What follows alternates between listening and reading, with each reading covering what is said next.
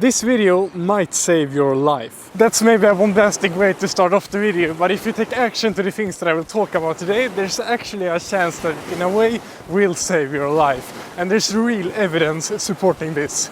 It's the simple act of doing what I'm doing right now, just putting one foot in front of the other, which also is called running, that might save your life. But how much running is enough to boost longevity, and is it better the more you run?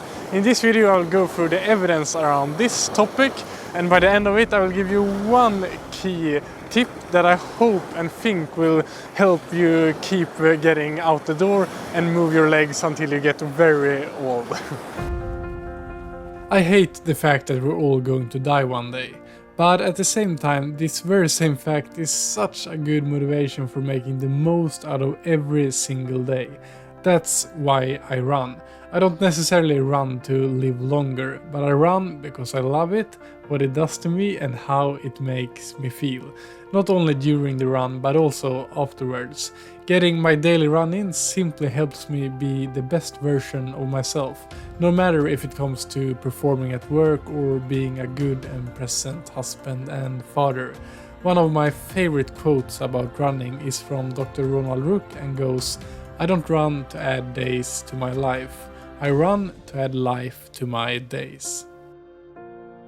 But with that said, if the simple act of me going out running can save my life one day and mean that I have a higher chance to live a long life, I think that's great, of course.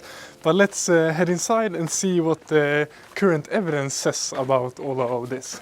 I came across a systematic review on this topic that was published in the British Journal of Sports Medicine back in 2019. If you don't know what a systematic review is, you basically find all of the relevant studies on a subject and you analyze that data, and the results you get from a well done review like this is of course much stronger evidence than from a single study.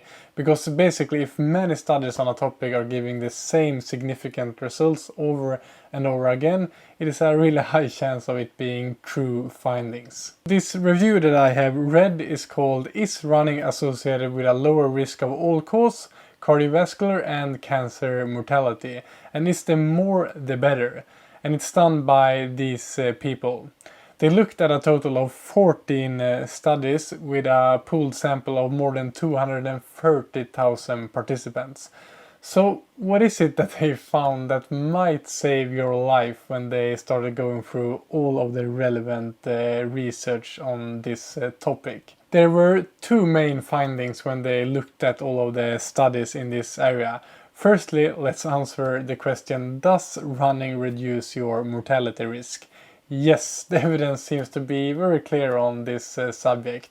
They found that being a person who runs was associated with a reduction in the risk of all-cause mortality during the 5.5 to 35-year follow-up periods by 27%. I mean, 27% less risk, that's pretty huge. When they looked at mortality from just cardiovascular diseases, the reduced risk was even higher, of 30%. The reduced risk of cancer mortality for runners was 23%. At least to me those numbers seem pretty incredible.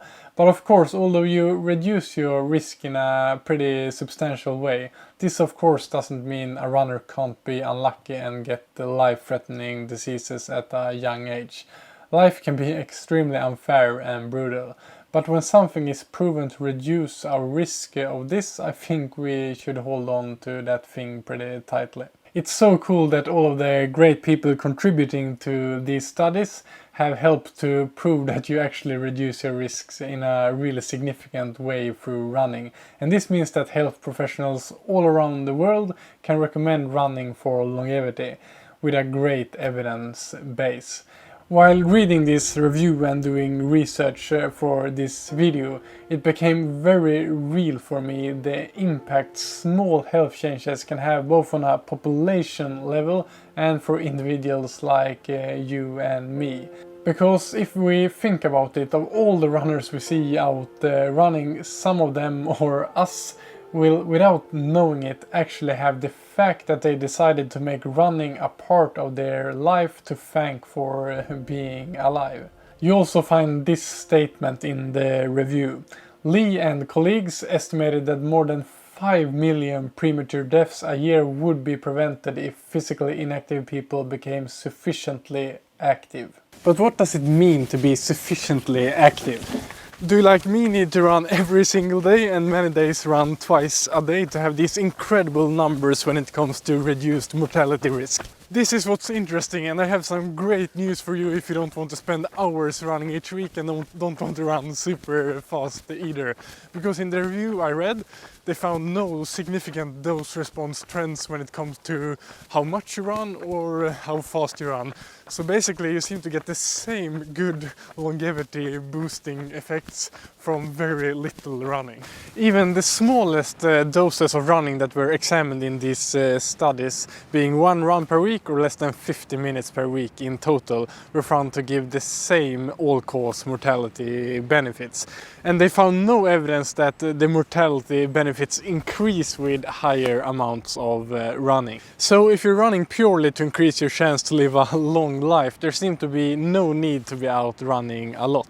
So either you can run a short easy run once a week or a super short run more often. If you, like me, run every day, 7 minutes seem to be enough. And I mean, all of us, no matter how hectic lives we have 7 minutes to spare each day.